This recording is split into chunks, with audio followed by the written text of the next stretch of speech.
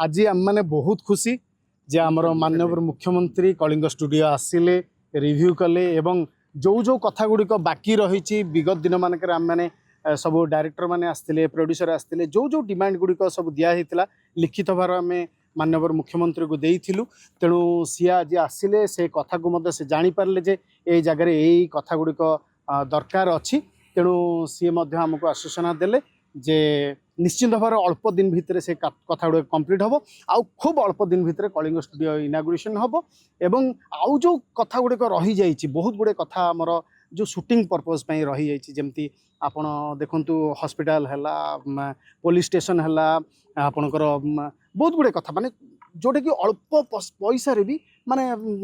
थाना हैला आपणकर कोर्ट हैला यही सब जिन गुड़ा बहुत सिनेमा रे दरकार पड़ुछि तेणु से कथा गुड़िक आमको आश्वासना देले से कथा गुड़िक जल्दी कंप्लीट करेंगे एवं कलिंग स्टूडियो को पूर्णांग करने जो तांकर प्रथम चिंताधारा थिला सी एबे आमको लगुच ओडिया फिल्म इंडस्ट्री आउ बहुत आगू जीव आ परवर्ती समय आउ किछि कथा आमे जहाँ तांको डिमांड देजु से कथा मध्य पूर्ण हो।